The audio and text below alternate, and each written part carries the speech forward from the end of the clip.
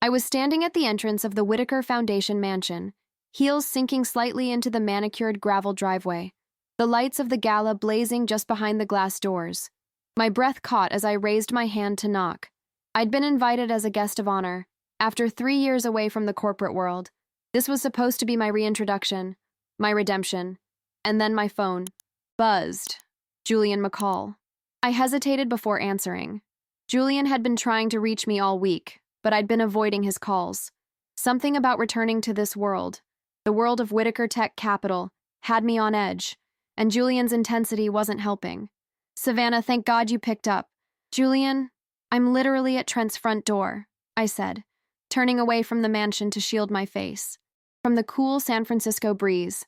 "Whatever this is, can it wait until—" "Don't go in." He cut me off, his voice tight with urgency. "Please, step away from the building." A chill ran through me that had nothing to do with the evening air. "Julian, what are you talking about?" "It's Allegra, Trent's wife. She isn't who she says she is." I sighed, tugging my wrap tighter around my shoulders. "I know that already." "No, you don't." His voice dropped. "This isn't just about who she is. It's what she's done. Listen to me carefully. There's a secret contract, stock movement, insider voting rights. She's trying to take control of Whitaker Tech behind Trent's back." I turned to look at the glowing windows of the mansion. Inside, I could already see Trent raising a toast, his hand wrapped around Allegra's waist. My blood ran cold. They were celebrating a future built on betrayal. 3 years ago, I walked away from all of this. The politics, the power plays, the moral compromises disguised as business necessities. I'd been Trent Whitaker's right hand for 7 years, helping him build Whitaker Tech Capital into a powerhouse that transformed the investment landscape of Silicon Valley. I was respected, feared even. But when they pushed me to approve a merger that would have bankrupted thousands of people, all for a quarterly profit, I couldn't do it. I walked away. And now, Trent wanted me back. The invitation had arrived 3 weeks ago, hand-delivered to my modest apartment in Oakland where I'd been living quietly, consulting for nonprofits and teaching business ethics. At a local college, the cream-colored card with gold embossing requested the honor of my presence at a gala celebrating Whitaker Tech's newest ventures and Trent's recent marriage to Allegra Monroe. I almost declined, but Daphne Torres, Trent's loyal assistant and my former friend, had called me personally. "He needs you, Savannah," she'd said, her voice carefully measured. "Things are different now. He's different. Please just come and see for yourself." So here I stood, in a midnight blue gown that cost more than my monthly rent, about to step back into a world I had sworn to leave behind, when Julian's call changed everything. "How do you know this?" I asked him, walking further away from the entrance. "I've been tracking unusual stock movements for weeks. Small increments, nothing that would trigger SEC alerts, but systematic. Then yesterday, I got my hands on something, a document Allegra had Trent sign 3 months ago. It gives her proxy voting rights under certain conditions." "What conditions?"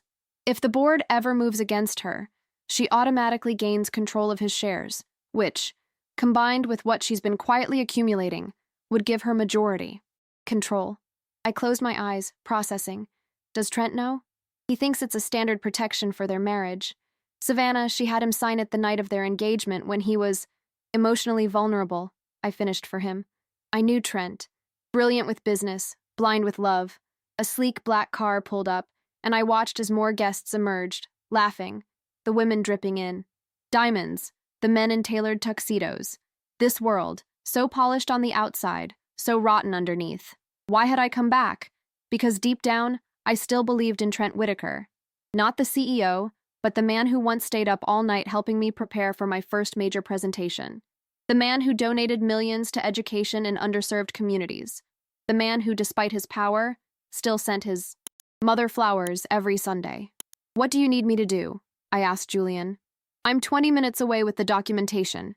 Don't confront her yet. Just watch, observe, and keep Trent close to you if you can." I hung up and stared at the mansion that now seemed less like a celebration venue and more like a battlefield.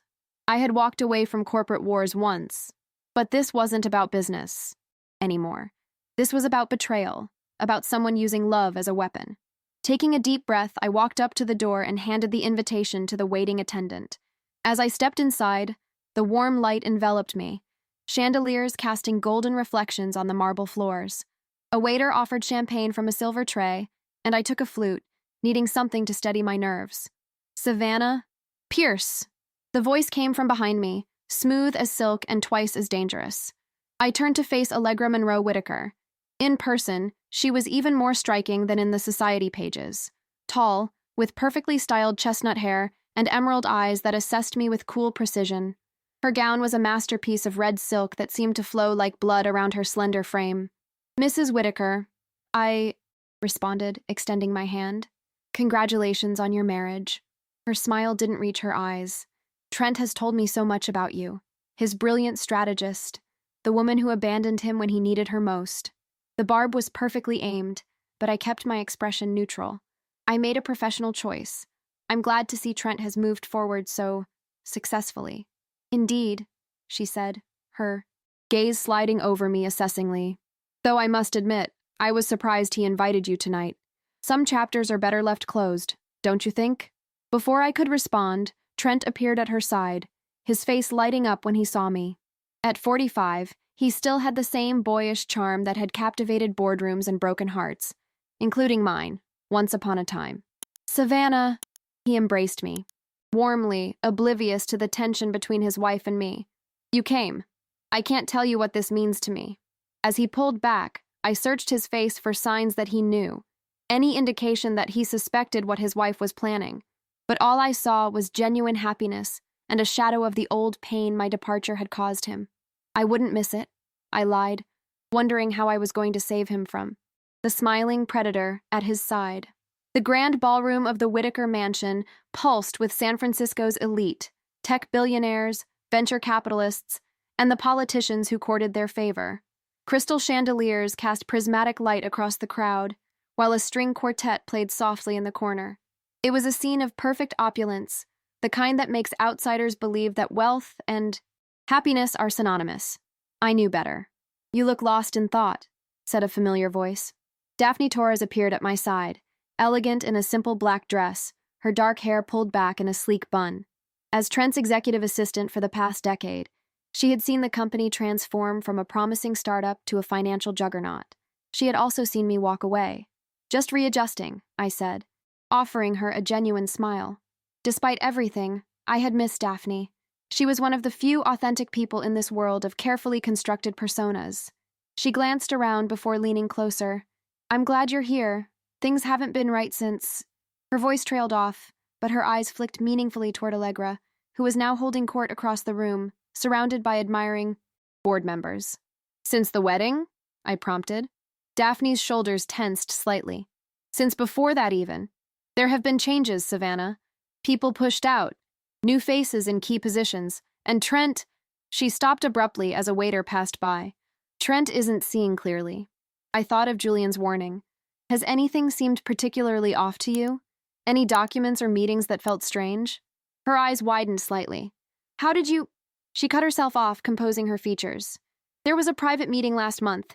Legal team, Allegra, but no Trent. I wasn't supposed to know about it, but I manage his calendar, so of course I did. Afterward, the head counsel resigned unexpectedly. Did you tell Trent? I tried. He said I was being paranoid. She looked down at her champagne flute. He said I needed to give Allegra a chance, that she was bringing fresh perspectives to the company. Fresh perspectives. A classic euphemism for corporate takeover. Daphne, I said carefully, if you have access to any unusual contracts or stock transfers from the past few months, I need to see them. She studied me, years of loyalty to Trent warring with growing suspicion. Finally, she nodded. My office, downstairs, 20 minutes. As she walked away, I caught sight of Trent again. He was speaking with the mayor, gesturing animatedly, that familiar spark of passion lighting his features. Despite everything, our professional split, the unspoken feelings we'd never addressed, seeing him in his element still moved me. He built things, created opportunities. He wasn't perfect, but his vision had changed thousands of lives for the better. And now, someone he trusted was trying to take it all away. Ms. Pierce? I turned to find Julian McCall standing beside me, impeccably dressed in a tuxedo that couldn't quite disguise the tension in his shoulders. At 50, Julian was one of the most powerful investors in the tech world. known for his uncanny ability to predict market shifts. He'd been an early backer of Whitaker Tech and had remained on the board despite numerous disagreements with Trent over the years. "You made it," I said quietly. "Barely. Security's tight tonight." He nodded toward a side hallway. "Is there somewhere we can talk?" I led him toward the library, a room I knew would be empty during the party. Once inside, Julian pulled a folder from his inner jacket pocket. "Transfer approvals," he said, spreading the documents on a mahogany desk. "Small amounts, different shell companies, but all tracing back to Allegra. She's been acquiring shares since before the engagement." I scanned the papers, my stomach sinking. "She's been planning this for over a year. At least. And this," he pointed to another document, "is the proxy agreement. Signed 3 months ago, on the night of their engagement party." The legal language was dense, but the intent was clear. Under certain triggering conditions, including any attempt by the board to limit Allegra's growing influence, control of Trent's voting shares would transfer to her. Combined with what she'd already acquired, it would give her unilateral control. "How did she get him to sign this?" I asked, though I already knew. Trent, for all his business acumen, had always been a romantic. After losing his first wife to cancer 5 years ago, he had thrown himself into work, becoming almost reclusive. When Allegra appeared at a charity gala last year, beautiful, charming, and seemingly devoted to the same causes he championed, it had seemed like fate. "He thinks it's a formality," Julian said. "A sign of trust. She presented it as protection for their future together, in case anything happened to him. But it's actually protection for her coup," I finished, anger rising in my chest. "We need to tell him, now." Julian grabbed my arm. "Not yet. We need more. If we go to him with just this, she'll deny everything. Call it a misunderstanding. Paint us as the villains. So what's your plan?" "The board meeting next week. She's making her move then, pushing for formal control of the international division. It's the first step. We need to be ready with everything." The door to the library opened, and we both froze. Allegra stood in the doorway, her red dress vivid against the dark wood paneling. Her smile was pleasant, but her eyes were sharp as she glanced between us and the papers on the desk. "There you are," she said. "Trent's looking for both of you. The toast is about to begin." Her gaze lingered on the folder. "Working even at a party, Julian? Some things never change." Julian smoothly gathered the documents. "Just catching up with an old colleague, Allegra." "Of course." She stepped aside to let us pass. "Though I must say, Savannah, for someone who left our world behind, so dramatically you seem eager to dive back into its depths." The challenge in her voice was unmistakable. She knew exactly who I was and what threat I might pose. "I'm just here for Trent," I said honestly. "Aren't we all?" she replied, her smile never wavering. As we returned to the ballroom, Trent was already at the front, microphone in hand, his face flushed with happiness and pride. Allegra glided through the crowd to join him, accepting his kiss on the cheek with practiced grace.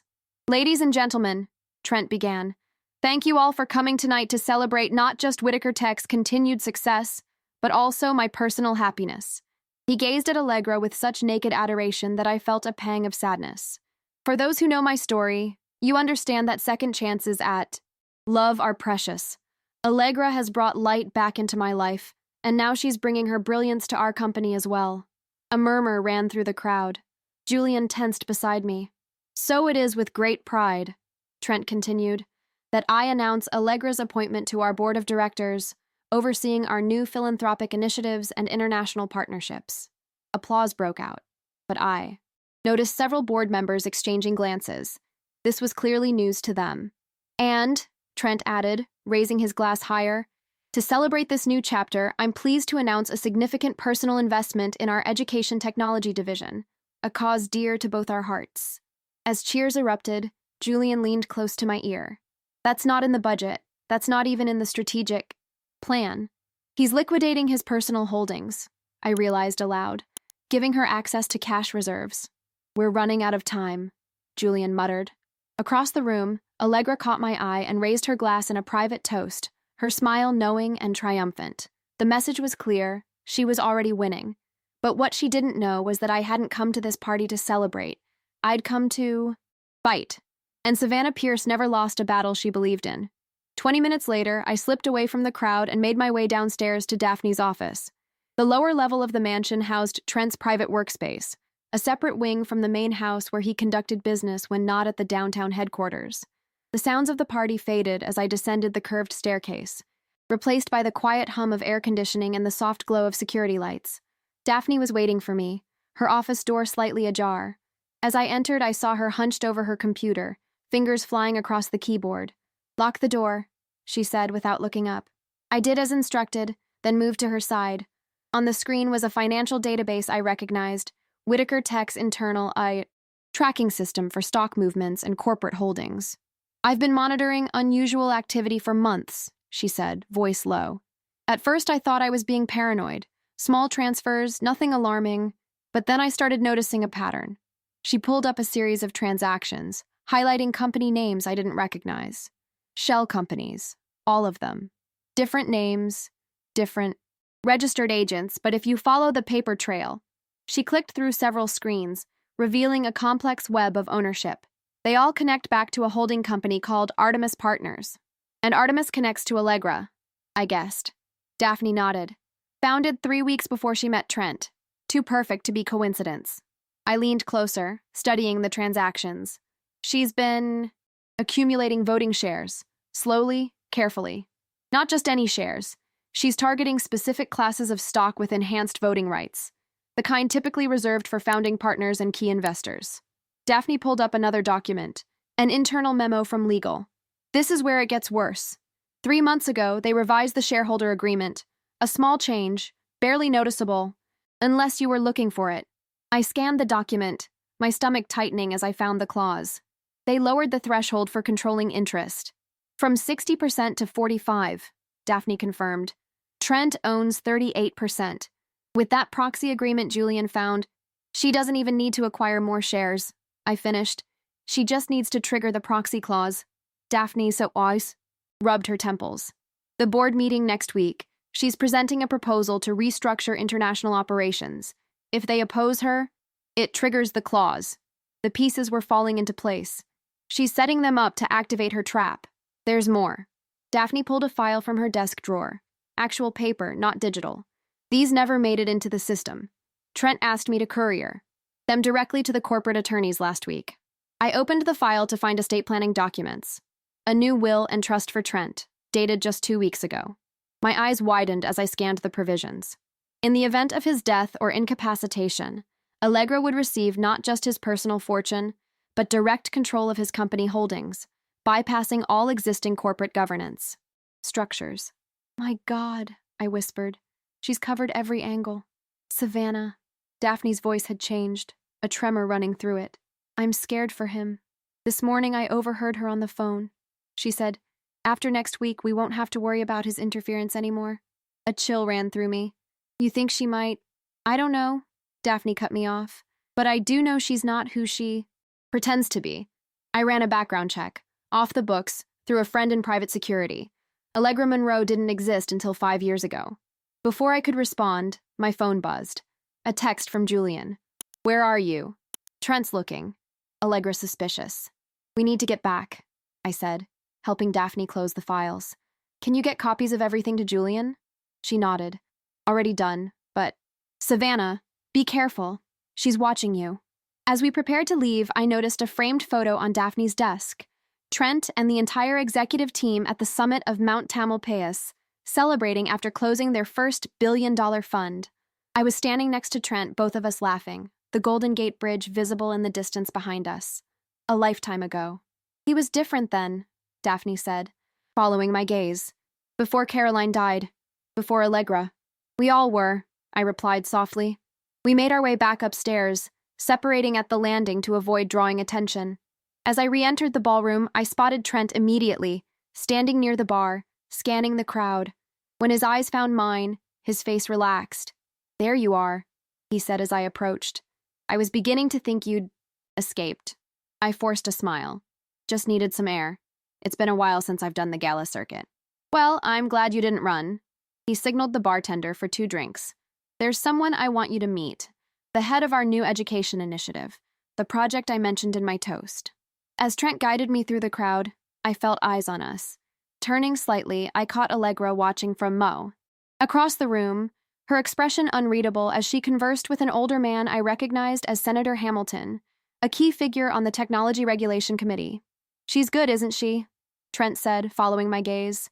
6 months on the job, and she's already got half of Washington eating out of her hand. "Impressive," I said neutrally. "You seem happy, Trent." His smile softened. "I am. After Caroline died, I never thought I'd find this again. Allegra. She understands this world, this life, the pressures, the demands." He paused. "That's rare, Savannah. You know that better than anyone." The guilt in his voice was unmistakable, a reference to what might have been between us years ago, before I chose career over complications, before Caroline came into his life, before I walked away from his company on principle. "Trent, about the company," I began, choosing my words carefully. "No shop talk tonight," he cut me off gently. "This is a celebration. Tomorrow, if you're free, I'd love to show you what we've been building. Maybe convince you to come back home." Home. The word struck me harder than it should have. Whitaker Tech had been my home for 7 years, the place where I had built my reputation, my career, my life. Walking away had been the hardest decision I'd ever made. "I'd like that," I said finally. Whatever was happening, whatever Allegra was planning, I needed to be close to protect him. As the night wore on, I circulated through the crowd, reconnecting with former colleagues, picking up threads of information. The changes at Whitaker Tech were more extensive than I'd realized. Key executives replaced, strategic directions shifted, longtime partners sidelined. All subtle, all attributed to fresh vision and market adaptation. All I now understood, part of Allegra's systematic takeover. Near midnight, as the party began to wind down, I found myself on the terrace, gazing out at the twinkling lights of San Francisco Bay. The beauty of the view contrasted sharply with the ugliness of what I'd discovered. "Enjoying the view?" Julian joined me, 2 flutes of champagne in hand. He offered me one. "It's not the only thing I've been watching," I replied, accepting the drink. Daphne showed me the stock movements, and Trent's new estate plans. Julian's expression darkened. "Then you understand how thorough she's been. This isn't opportunism. Savannah, this is a calculated operation, years in the making." "But why?" "Whitaker Tech is successful, but there are bigger targets. It's not just about money." Julian leaned closer. "It's about control, access. Whitaker Tech's investment portfolio includes minority stakes in over 30 defense contractors and security firms with government connections. The kind of portfolio that opens doors in very interesting rooms." The implications sent a wave of unease through me. "You think there's something bigger behind Allegra?" "I don't know. But I do know we're running out of time." He glanced back toward the ballroom, where Allegra was saying goodbye to the last departing guests. "The board meeting is Tuesday, 4 days from now. We need conclusive proof before then." I nodded, decision made. "Trent invited me to tour the company tomorrow. I'll be there. See what else I can find. Be careful. If she suspects—" "She already does," I interrupted. "But she doesn't know what we have, or what we're willing to do." As we turned to head back inside, Allegra appeared in the doorway, silhouetted against the warm light from the ballroom. For a moment, none of us spoke. The tension stretched, taut between us. "Planning your triumphant return, Savannah?" she asked, her voice light but her eyes sharp. "Just catching up with old friends," I replied evenly. "How nice." She moved toward us, each step deliberate. "Though I find it curious, you abandoned this company, abandoned Trent, when things got difficult. Yet here you are, the moment things are flourishing again." Julian shifted beside me. "Savannah's loyalty to Whitaker Tech has never been in question, Allegra. Hasn't it?" She smiled, the expression not reaching her eyes.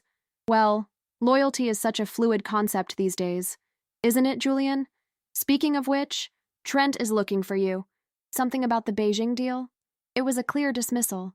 Julian hesitated, then nodded to me before heading back inside, leaving me alone with the woman who was systematically dismantling everything Trent had built. "He trusts you, you know," she said once Julian was gone. "Trent, despite everything, that makes you useful or dangerous. I haven't decided which yet. I'm not playing games, Allegra." "No?"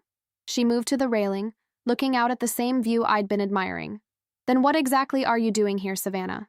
Because from where I stand, you're a woman who walked away from all of this. So why come back now?" The question hung between us, and I knew my answer would set the tone for whatever came next. Because some things are worth fighting for, I said finally. She turned to me, her smile now genuine but cold. On that, we absolutely agree.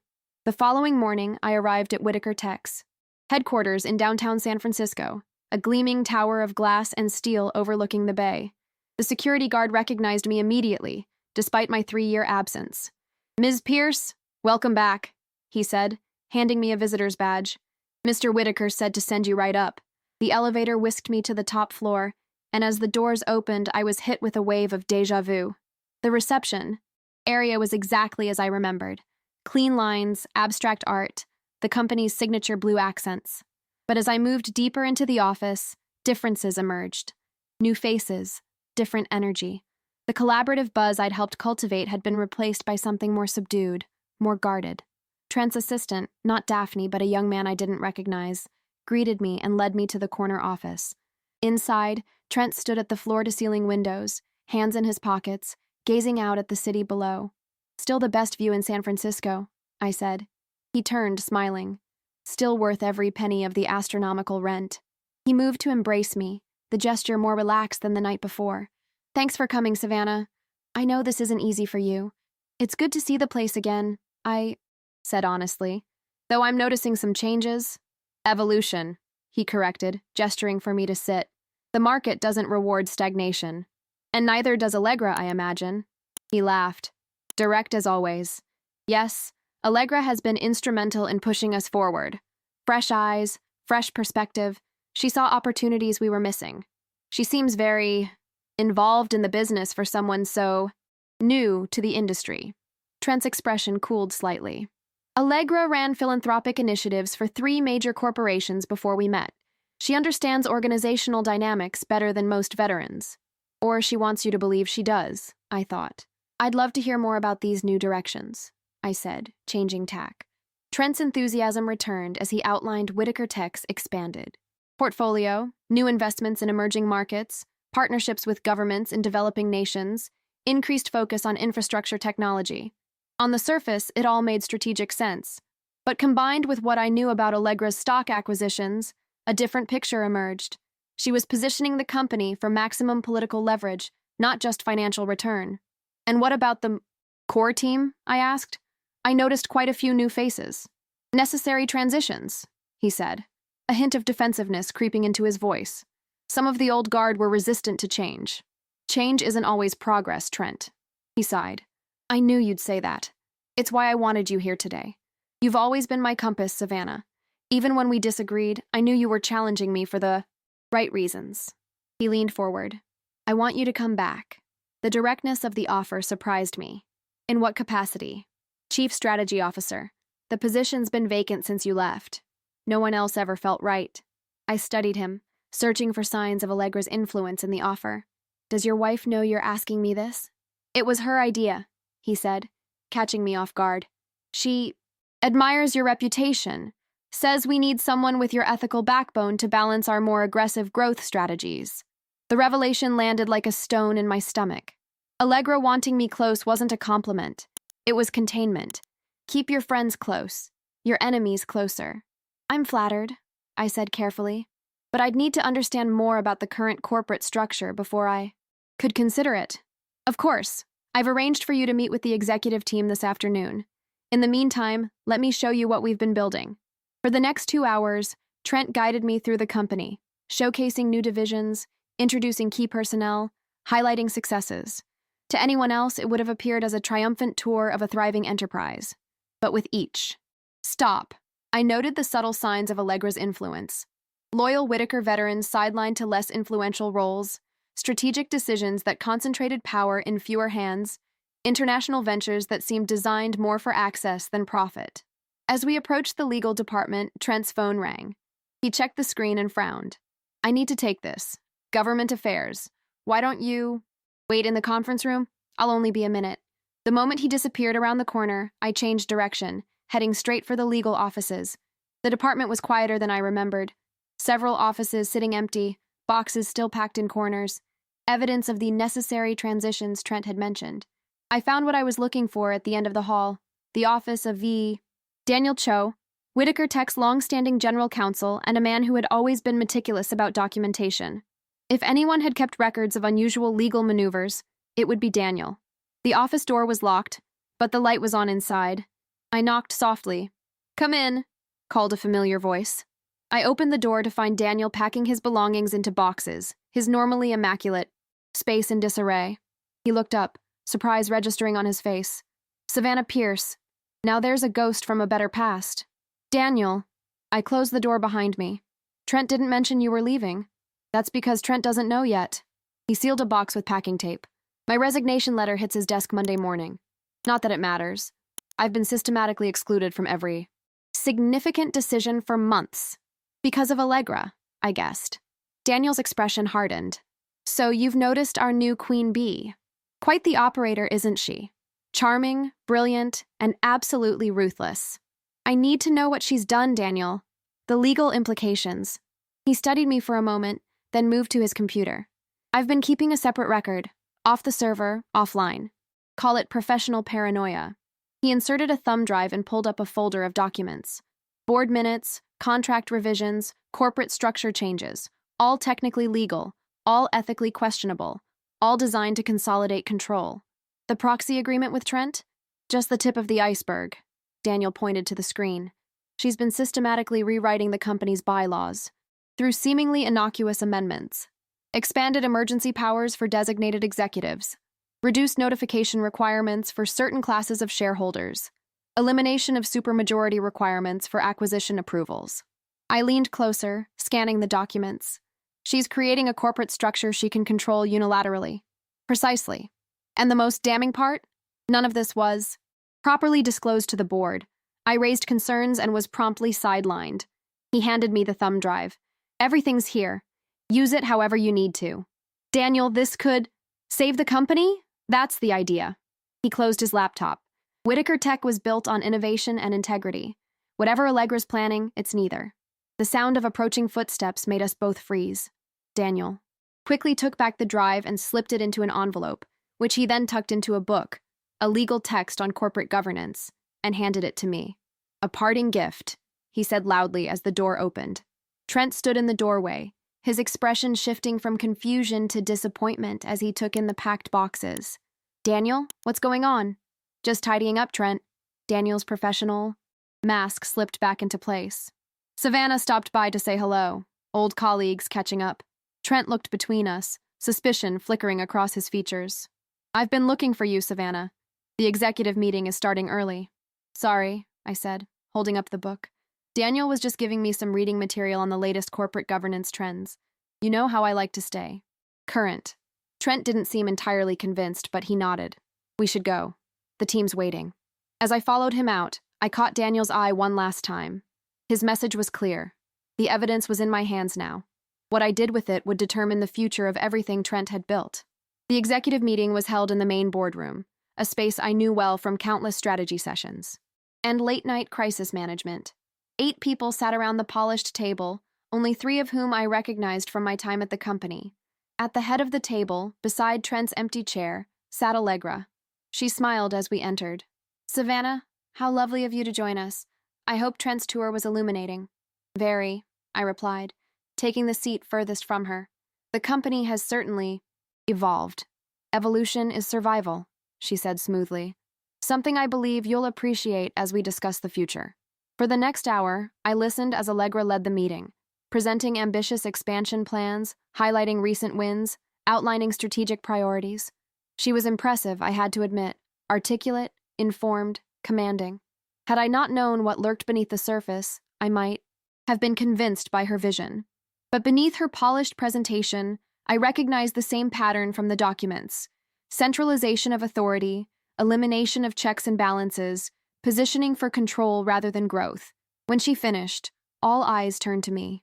"Well, Savannah," Allegra said, "as our potential new chief strategy officer, we'd value your perspective. What do you think of Whitaker Tech 2.0? It was a test, a public challenge designed to force my hand. If I opposed her plans openly, I'd lose access to Trent and the company. If I endorsed them, I'd become complicit in her takeover. I think," I said carefully, that Whitaker Tech has always thrived on balancing innovation with stability.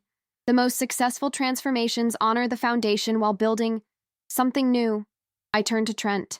But before I could consider rejoining the team, I'd want to ensure that the company's core values remain intact, especially the governance structures that have protected its integrity for so long. Allegra's smile never wavered, but her eyes hardened. Integrity is precisely what we're protecting, Savannah. Though sometimes outdated structures must be modernized to preserve the greater vision. And who determines that vision? I asked, meeting her gaze directly. The leadership, she replied. Those with the clarity to see beyond immediate concerns to long-term potential. Interesting perspective, I said. In my experience, the best corporate governance comes from distributed wisdom, not concentrated power. The tension in the room was palpable. Trent glanced between us, confusion evident in his expression. Perhaps, Allegra said finally, we should continue this discussion after the board meeting on Tuesday. Once our new initiatives are approved, we can address these philosophical differences in approach. The meeting adjourned shortly after, with Allegra smoothly delegating follow-up tasks to various executives. As the room emptied, Trent pulled me aside. What was that about? He asked quietly. Just professional differences, I said, conscious of Allegra watching us from across the room. Nothing unusual when discussing corporate strategy. He studied me, the familiar crease between his brows that appeared whenever he sensed he was missing something. Savannah, if there's something you're not telling me, we should talk. I agreed. But not here, not now. He hesitated, then nodded. Dinner tonight? My club, 8 o'clock? Just you and me, like old times. I'll be there. As I left the building, clutching Daniel's book with its hidden evidence, I knew the real battle was just beginning. Tonight, I would have to find a way to open Trent's eyes to the truth about the woman he loved, before she destroyed everything he had built. The Metropolitan Club occupied the top 2 floors of a historic building in the financial district, offering its members privacy, luxury, and the best sunset views in San Francisco. I arrived at 7:45, the familiar weight of Daniel's book in my handbag and Julian's warning in my mind, be careful, trust no one. The maitre d' recognized me despite my years away. Ms. Pierce, welcome. Back. Mr. Whitaker is waiting in the private dining room. He led me through the main dining area, all dark wood, leather chairs, and hushed conversations between the city's power players, to a secluded room overlooking the bay. Trent stood at the window, silhouetted against the golden light of the setting sun, a glass of scotch in his hand. Right on time, he said, turning as I entered. Some things never change. Some things shouldn't, I replied, accepting the glass of wine he offered me. For a moment, we fell into comfortable silence, the kind that comes from years of shared history. We'd spent countless evenings in this very room, plotting strategy, celebrating victories, weathering crises.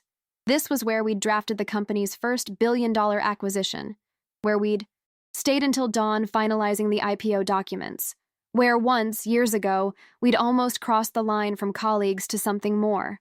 I've missed this, Trent said finally. The way you challenge me, keep me honest. Is that why you asked me back? To be your conscience? He smiled, but it didn't reach his eyes. Maybe, though I suspect there's more to your return than professional curiosity. He gestured to our seats as a waiter appeared with appetizers. You and Julian, you and Daniel.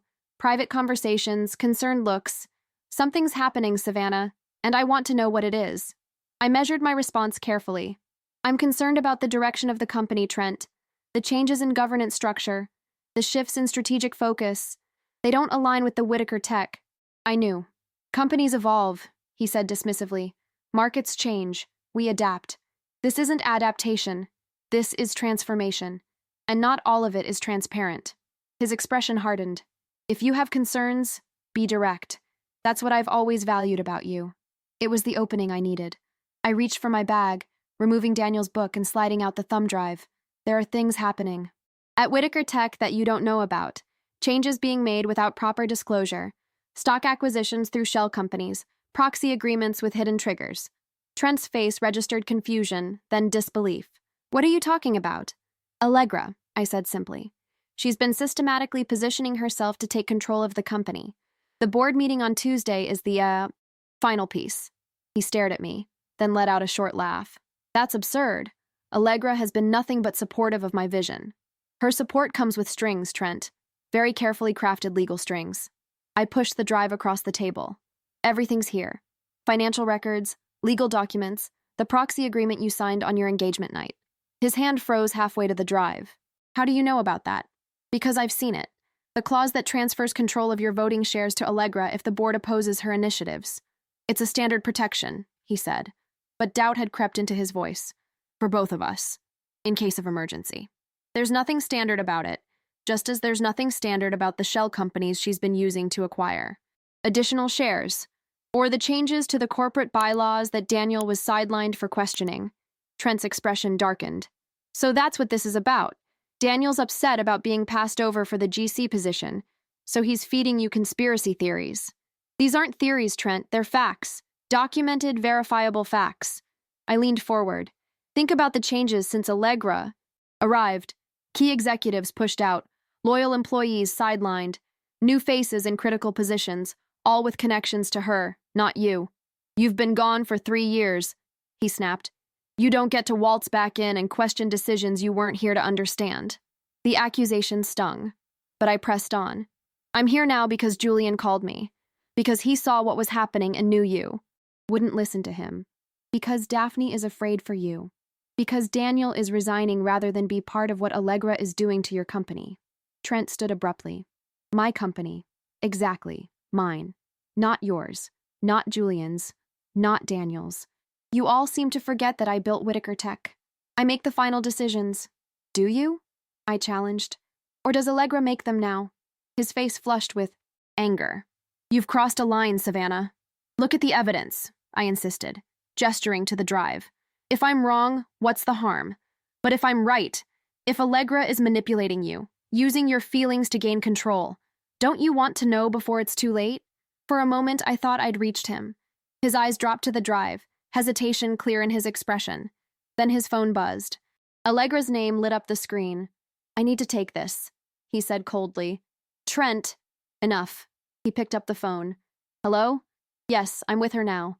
His eyes met mine, and I saw something shift in them. A door closing. No, everything's fine. Just catching up. I'll be home soon. When he hung up, his demeanor had changed completely. I think we're done here, Savannah. Whatever game you and Julian are playing, I'm not interested. This isn't a game, I said, fighting to keep my voice steady. This is about protecting what you've built. From my wife? He laughed bitterly. The woman who stood by me, supported me, believed in me, while you walked away. When things got tough, you left. And now you come back with these accusations? I left because you asked me to approve a merger that would have destroyed lives, I reminded him, because the company was losing its ethical foundation. I never stopped caring about Whitaker Tech, or about you. Something flickered in his eyes, a moment of the old Trent, the man who valued truth above comfort, but it vanished as quickly as it appeared. I appreciate your concern, he said formally, but it's misplaced. Allegra and I are partners in every sense. She would never betray me. I stood, gathering my bag but leaving the drive on the table. I hope you're right, but before Tuesday's board meeting, please just look at the evidence, for your own sake. He didn't respond, just watched as I walked to the door. I paused, hand on the handle. Whatever you decide, Trent, remember this. I came back because I believe in what Whitaker Tech could be, what it should be, not for money, not for power, for the vision we once shared. I left him there, surrounded by the trappings of success, holding evidence of betrayal he refused to see. As the elevator descended, I pulled out my phone and dialed Julian. He wouldn't listen, I said when he answered. He thinks we're conspiring against Allegra. Julian sighed heavily. I was afraid of this. Where are you now? Leaving the Metropolitan Club. Come to my office. We need to regroup. 20 minutes later, I sat in Julian's private office in the historic Merchants Exchange building. Daphne had joined us, looking exhausted and tense. Trent's not taking my calls, she reported, and Allegra has requested all his calendar access be transferred to her assistant, effective immediately. She's isolating him, Julian said grimly. Classic move. I paced the room, thinking. We still have the evidence. We could take it directly to the board. Half the board is already in Allegra's pocket, Daphne pointed out. The ones who aren't have been systematically marginalized. Without Trent's support, they won't risk opposing her. Then we need more, I decided. Something. Trent can't ignore. Something that proves beyond doubt what Allegra is planning. Julian nodded slowly. I might have a lead. My security team has been digging into Allegra's background, or lack thereof. As Daphne discovered, Allegra Monroe didn't exist until 5 years ago. So who was she before? I asked. That's what we're trying to find out. But whatever she's hiding, it's buried deep. He checked his watch. My contact at the SEC owes me a favor. Let me see what else we can uncover about those shell companies. In the meantime, Daphne, keep monitoring internal communications. And Savannah, I'll try Trent again, I said. Different approach. Remind him of what Whitaker Tech stands for, what he stands for. As we prepared to leave, Daphne caught my arm. Be careful. Allegra knows. You're a threat now, and she doesn't strike me as someone who tolerates threats. The warning followed me as I hailed a cab back to my apartment. The city lights blurred past the window, and I found myself thinking about that moment years ago when I'd walked away from Whitaker Tech. I'd been so certain then, so clear in my conviction, that some lines couldn't be crossed, even for success. Now, the E. Lines were blurrier, the stakes higher. This wasn't just about corporate ethics anymore. It was about protecting someone I cared about from a predator who had targeted not just his company, but his heart. My phone buzzed with a text as the cab pulled up to my building. Unknown number. You're playing a dangerous game, Savannah. Walk away while you still can. I stared at the message, a chill running through me. Allegra was making her move, and she wanted me to know it. Instead of fear, I felt a surge of resolve. If Allegra thought threats would drive me away, she didn't know me at all. I'd walked away from Whitaker Tech once on principle. I wouldn't do it again. Not when the soul of the company and the man who built it hung in the balance. I slept fitfully that night, haunted by the text, message and the memory of Trent's face as he chose Allegra over truth. At dawn, I gave up on rest and made coffee, spreading my notes across the kitchen table, a habit from my strategy days at Whitaker Tech. When a problem seemed insurmountable, break it down into components. Identify vulnerabilities, find leverage points. The facts were clear. Allegra had engineered a brilliant takeover plan, using Trent's trust as her primary weapon. The board meeting on Tuesday, now just 2 days away, would trigger the proxy clause, giving her control of the company. What we lacked was Allegra's true identity and motive. Who was she before she became Allegra Monroe? And why target Whitaker Tech specifically? My phone rang at 7:30. Julian, his voice tight with urgency. We need to meet. Now. My contactee. At the SEC came through. And Savannah? It's worse than we thought. Within the hour, I was back in Julian's office. Daphne was already there, along with a man Julian introduced as Marcus Reynolds, a former FBI financial crimes specialist, now working in private security. Show her, Julian instructed. Marcus pulled up a series of documents on a large monitor. Artemis Partners, the holding company, connected to all those shell corporations, has a single beneficial owner, Elise Carrington. The name meant nothing to me. Who is she?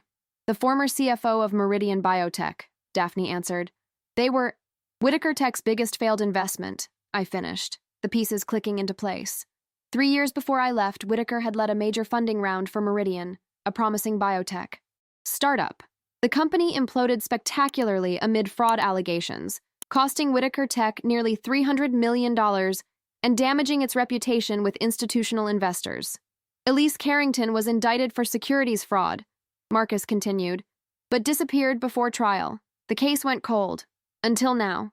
He pulled up a facial recognition comparison between Elise Carrington's driver's license photo and a recent picture of Allegra. The software showed a 97% match. My God, I whispered. She completely reinvented herself and targeted Trent specifically, Julian added. This isn't just a takeover, it's revenge. Daphne leaned forward, studying the images. But how did she pull this off? Background checks? Social circles? Trent doesn't exactly socialize with strangers. She had help, Marcus replied, pulling up another document. Financial transfers from an offshore account to a high-end social introduction service, the kind that arranges accidental meetings between wealthy individuals. Allegra, or Elise, paid $500,000 to engineer her first encounter with Trent at that charity gala. The calculated nature of the deception was staggering. We need to get this to Trent. Immediately. Already tried, Julian said grimly. He's not answering calls. Allegra's taken him to their lake house for the weekend, completely isolated until the board meeting. Then we go to the board directly, I decided. Today, before the meeting. Julian shook his head. The board split. Without Trent's support, half of them won't risk their positions by opposing Allegra. We need more concrete proof of her current intentions, not just her past identity. There might be a way, Daphne said slowly. Allegra's been using her private office at the mansion for sensitive calls, never at headquarters where conversations might be overheard. She has a meeting there this afternoon with her personal attorney. If we could somehow— No, Julian interrupted. We're not breaking laws. Here. We don't need to, I said, an idea forming. The security system at the mansion. It's still the same integrated platform Trent installed years ago, isn't it? With remote access capabilities? Daphne nodded. Yes, but— Her eyes widened as she caught my meaning. Trent never changed the master override code. It was Caroline's birthday. I still have it in the emergency protocols file. Is that legal? Marcus asked, looking uncomfortable. Trent gave me permanent security clearance to all Whitaker properties years ago, I said. He never revoked it, and we're not breaking in. We're accessing a security system to which we have legitimate credentials, out of concern for the owner's welfare. It was thin legal ice, but we were running out of options. I'll need to be on site, Daphne, I said. The geofencing requires proximity authentication along with the code. I'll go with you, I decided. If we're caught, I'll take full responsibility. Julian looked troubled. This is risky, Savannah. If Allegra discovers you— She won't, I assured him, with more confidence than I felt. According to Trent's calendar, they're at the lake house until tomorrow. The mansion will be empty, except for staff, and they all know me. 2 hours later, Daphne and I sat in her car a block from the Whitaker mansion, waiting for confirmation that Allegra's attorney had arrived. Security just logged in Thomas Blackwood, Allegra's personal counsel. Marcus's voice came through our earpieces. He was monitoring the mansion's security feeds remotely. They're heading to her office in the east. Wing. That's our cue, I said, gathering my tablet. Our plan was simple but precarious. Use Daphne's emergency access to enter the mansion legitimately, then activate the security system's diagnostic mode, which would temporarily turn on all cameras and microphones for testing purposes, including those in Allegra's office. We approached the front gate, where a security guard recognized Daphne. Immediately. Ms. Torres, didn't expect to see you today. Mr. Whitaker's away until tomorrow. Emergency file retrieval, Daphne explained smoothly. Ms. Pierce is assisting me with some historical data for Tuesday's board presentation. He nodded, waving us through without question. Inside, the mansion was quiet, most of the staff given the weekend off while the owners were away. We made our way to Trent's home office, a space I knew well from late-night strategy sessions in the early days of the company. Daphne went straight to the security terminal, entering the master override code and authenticating with her biometrics. We're in, she whispered, initiating system diagnostic. On my tablet, feeds from around the mansion began to appear, including Allegra's office, where she sat across from a distinguished older man I recognized as Thomas Blackwood, one of San Francisco's most expensive attorneys. Absolutely critical that everything is in place before Tuesday, Allegra was saying, her voice crisp and confident. Once the proxy trigger activates, we'll have a narrow window to complete the transfers. Blackwood looked concerned. The regulatory scrutiny will be intense, Allegra. Moving this much capital offshore immediately after assuming control, it will raise flags. That's why we've structured it through the Singapore and Dubai entities, she replied dismissively. By the time anyone untangles the paper trail, the assets will be untouchable. And Whitaker? He'll fight this once he realizes what's happening. Allegra's laugh was cold. Trent will be too busy dealing with the SEC investigation to fight anything. What investigation? Blackwood asked, echoing my own thoughts. The one that begins the moment I release the documentation showing that Whitaker Tech has been systematically violating securities regulations under Trent's direction. She pulled a file from her desk. Fabricated, of course, but convincing enough to trigger a freezing of assets while they investigate. By the time Trent clears his name, there won't be much of a company left to save. My stomach clenched. This was far worse than a simple corporate takeover. Allegra wasn't just planning to take control. She was planning to strip the company bare and destroy Trent's reputation in the process. And the board?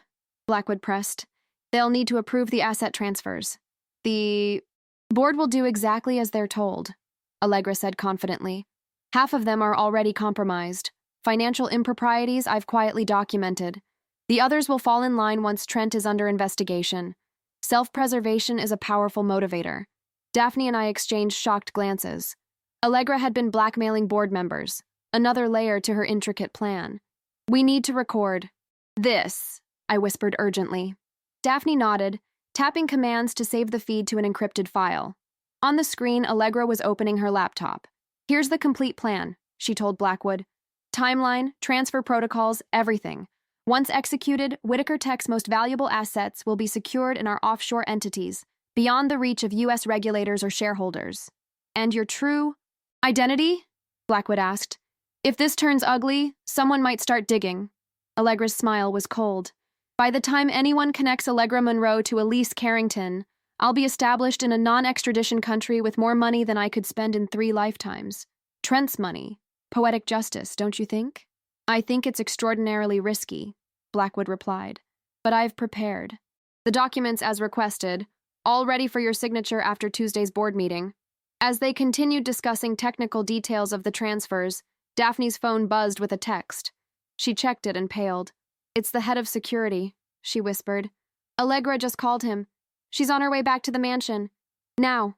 My heart raced. How? She's supposed to be at the lake house until tomorrow. Change of plans, apparently. We have maybe 15 minutes before she arrives. I looked at the screen, where Allegra was still reviewing documents with Blackwood. We need that laptop. Everything's on it. The complete plan, the fake evidence against Trent, probably blackmail material on the board members. Savannah, we can't just take her laptop, Daphne protested. That's actual theft. Then we copy it, I decided.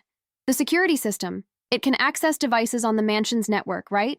For monitoring purposes? Daphne hesitated, then nodded. Yes, but we'd need direct access to her laptop first, to install the monitoring client. I made a split-second decision. Stay here. Keep recording. I'm going to her office. Savannah, no! But I was already moving, sliding, through the hallways of the mansion with the familiar confidence of someone who had once been welcome there. I reached the east wing just as I heard Blackwood's voice echoing from the open door of Allegra's office. Should finalize the remaining transfers before Tuesday, just to be safe. Already in progress, Allegra replied. I'll call you once they're complete. I ducked into an alcove as Blackwood emerged from the office, briefcase in hand. He walked past without seeing me, heading toward the main entrance. Peering around the corner, I saw Allegra still at her desk, focused on her laptop. This was my only chance. Taking a deep breath, I walked into her office with casual confidence. Allegra, I said pleasantly, I thought you were at the lake house. She looked up, shock flashing. Across her face before her features smoothed into cool composure. Savannah, what an unexpected surprise. How did you get in? Daphne needed some files for the board meeting. Security let us in. I moved further into the room, glancing at her laptop screen. I was just leaving when I heard voices. Thought I'd say hello. Her eyes narrowed with suspicion. How convenient. And Daphne, in Trent's office, gathering the materials we need. I gestured vaguely toward her laptop. Working on the weekend? Dedicated. Some matters require personal attention, she said, subtly angling the screen away from my view. Especially important ones. Like taking control of Whitaker Tech? Or should I call you Elise? The name hit her like a physical blow.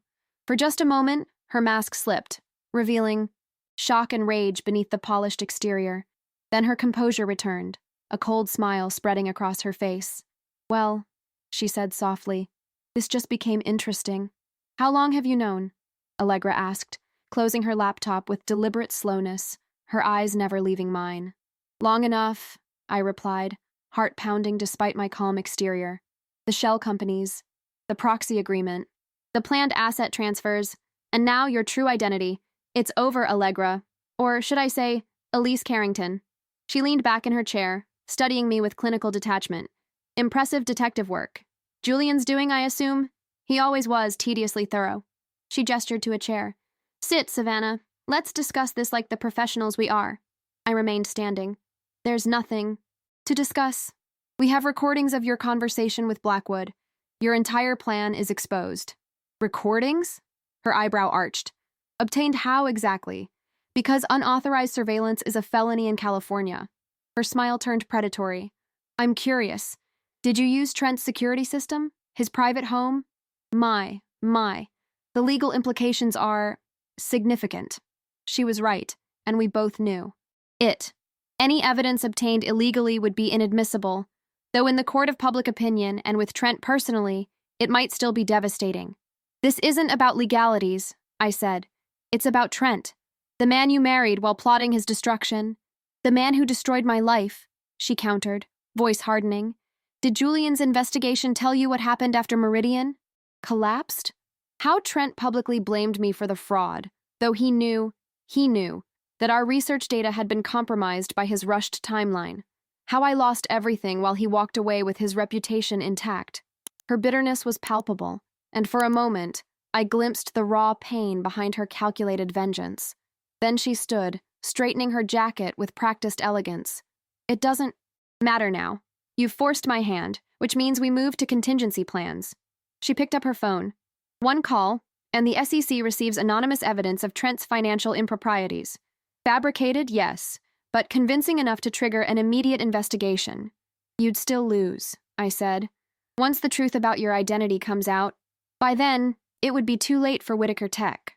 Markets panic, stocks plummet, clients flee at the first hint of financial scandal. The company would be crippled before Trent could clear his name. She tilted her head. Is that what you want?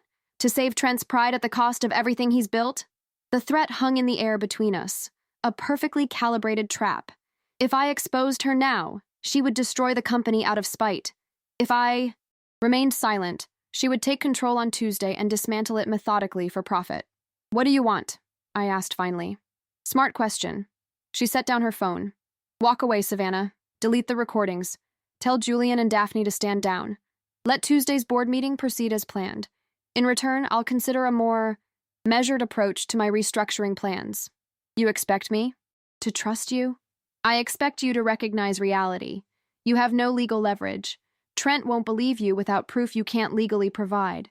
And if you push me, I'll burn Whitaker Tech to the ground before surrendering control. Her voice softened, almost sympathetic. You walked away once before, Savannah. On principle. Do it again. The calculation in her offer was clear. She was buying time, not offering compromise. Once she had control, any promises would be meaningless. I need to think about it, I said, needing to get back to Daphne and Julian. You have until tomorrow morning. After that, events will proceed on my terms.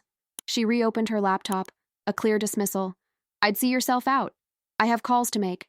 I turned to leave, mind racing through options, each worse than the last. At the door, her voice stopped me.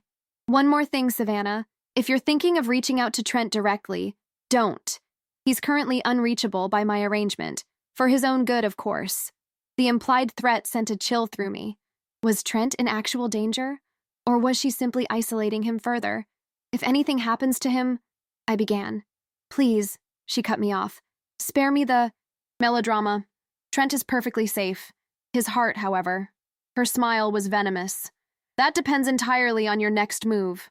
I left the mansion, mind whirling, and found Daphne waiting anxiously in her car down the street. She saw you, Daphne said, not a question. Yes, and she knows we have recordings. I quickly relayed my confrontation with Allegra. She's threatening to trigger an SEC investigation into Trent if we expose her.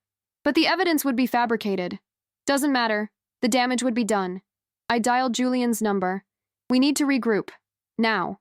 Within 30 minutes, we were back in Julian's office, the recordings from Allegra's meeting with Blackwood playing on the large screen. Marcus Reynolds was with us, along with Helen Cho, Julian's personal attorney, and Daniel's sister. The recording is clear evidence of intent to commit fraud, Helen confirmed after watching. The problem is its admissibility, obtained through potentially unauthorized access to private property and systems. Can we use it to persuade Trent? I asked. Personally? Yes. Legally? It's problematic. Julian paced the room. What about the SEC? Anonymous tip? Helen shook her head. Too risky. If they determine the evidence was illegally obtained, they could target the source. And Allegra's threat isn't empty. A counter-accusation against Trent, even baseless, would trigger an automatic investigation. Markets hate uncertainty. Whitaker Tech's stock would plummet. We need to reach Trent, Daphne insisted. If he heard this recording, Allegra says he's unreachable. I reminded her. And the board meeting is Tuesday morning. Even if we could find him, we'd have to convince him his wife is a fraud, present illegally obtained evidence, and develop a counter strategy, all before she executes her plan. Marcus, who had been quietly typing on his laptop, looked up. I might have something. Allegra's phone has been pinging cell towers near the Whitaker Lake House in Tahoe, but Trent's phone hasn't registered on any network since yesterday. A heavy silence fell over the room as the implications sank in. She's isolated him completely, Julian said, voicing our collective fear, possibly against his will. Or worse, Daphne whispered. No, I said firmly. She needs him alive for the board meeting. The proxy agreement only activates if he's present and the board opposes her initiatives. Without him, she has nothing. So what do we do? Daphne asked. We can't just wait for Tuesday. I stood. Decision made. We don't wait. I'm going to Tahoe. Tonight. If Trent is at the lake house, I'll find a way to reach him. Julian looked concerned. Savannah, if Allegra discovers you there, she won't, I assured him. I know that property better than she does. There are approaches she won't be aware of. It was true. Years ago, when Trent first purchased the lakeside retreat, I had helped oversee its renovation. I knew every entrance, every security feature, every blind spot in the surveillance system. I'll go with you, Daphne offered. I shook my head. Too risky. Allegra's already suspicious of you. You need to maintain normalcy. Be at the office Monday. Prepare for Tuesday's meeting as if nothing has changed. Same for you, Julian. If Allegra senses we're working together, she might accelerate her timeline. And what about the recordings? Helen asked. Even if you reach Trent, you'll need evidence. Marcus spoke up. I can create a secure, encrypted file. Untraceable. If necessary, I can also testify to the authenticity of the content, regardless of how it was obtained. Julian nodded. Do it. And Savannah? He reached into his desk drawer and removed a small object. Take this. It's a satellite phone. Works anywhere. Completely secure. If you find Trent, or if you're in trouble, call immediately. As final preparations were made, I stepped aside with Daphne. There's something else you should know, she said quietly. Before all this started, when I first began noticing changes in Trent, I created a backup of all his personal authentication credentials. Email, banking, corporate systems, everything. Just in case. She handed me a small flash drive. I've never used it, but if Allegra has somehow restricted his access, I took the drive, understanding its significance. With these credentials, Trent, or someone, acting on his behalf, could reassert control over critical systems, potentially blocking Allegra's maneuvers. This could be considered corporate espionage, I warned. Or it could save the company, she replied steadily. Your call. 2 hours later, I was on the road to Lake Tahoe, driving a rental car under a false name arranged by Marcus. The encrypted files from Allegra's meeting were secured, on a specialized drive in my purse, along with Daphne's flash drive of Trent's credentials. The satellite phone Julian had given me was charged and ready. As I navigated the winding mountain roads, darkness falling around me, I replayed my confrontation with Allegra. Her confidence had been absolute, the surety of someone holding all the cards. But there had been something else, too. A flicker of personal vendetta that went beyond financial gain. This wasn't just about money for her. It was about retribution, about making Trent feel what she had felt, betrayed, abandoned, destroyed, which made her all the more dangerous. The Whitaker Lake House came into view just after midnight, a modern structure of glass and stone perched on a private peninsula, illuminated softly against the dark water. From my vantage point on the adjacent public land, I could see security lights and a single car in the driveway. No sign of movement inside. I parked on a Forest Service road half a mile away and approached on foot, using the dense pine forest as cover. The property's main security features were designed to prevent access from the road or the lake, not from the rugged woodland that bordered the high, eastern edge, which most people would consider impassable. But most people hadn't spent a weekend helping Trent's security team identify vulnerabilities in the system. I moved silently through the trees, grateful for the cloud cover that obscured the moon. At the property line, I paused, scanning for any security upgrades Allegra might have added. The system appeared unchanged. Motion sensors, covering the cleared areas, cameras on the house itself, but a critical blind spot along the rock outcropping that led to the boathouse. Perfect. Keeping low, I made my way to the boathouse, a separate structure connected to the main house by a covered walkway. The security panel beside the door was familiar, still using the same master code as the mansion. I entered it with steady fingers, praying. Allegra hadn't thought to change this one detail. The light flashed green. I was in. The interior of the boathouse was dark and quiet, the polished wooden dock extending into the water where Trent's speedboat gently rocked with the lake's subtle movements. I moved quickly to the connecting walkway, listening intently for any sound from the main house. Nothing. At the end of the walkway, a glass door led to the house's lower level. I tried Trent's personal code, Caroline's birthday followed by his mother's, and held my breath. Another green light. The door slid open silently. I slipped inside, immediately alert for any sign of Allegra or security personnel. The house was eerily quiet, the open concept main floor dark, except for the ambient light from the lake outside. I moved cautiously. Through the great room, past the kitchen, toward the stairs that led to the sleeping quarters. A soft noise from above made me freeze. Footsteps. Then a door closing. I retreated to the shadows of the great room, heart pounding. Minutes passed. When no further sounds came, I crept up the stairs, careful to avoid the third step that had always creaked. The upper level had 4-bedroom suites. The master, where Trent would likely be, was at the end of the hallway. As I approached, I noticed light spilling from beneath the door of the second bedroom, Allegra's location, presumably. The master's suite was dark. I hesitated outside Trent's door, weighing risks.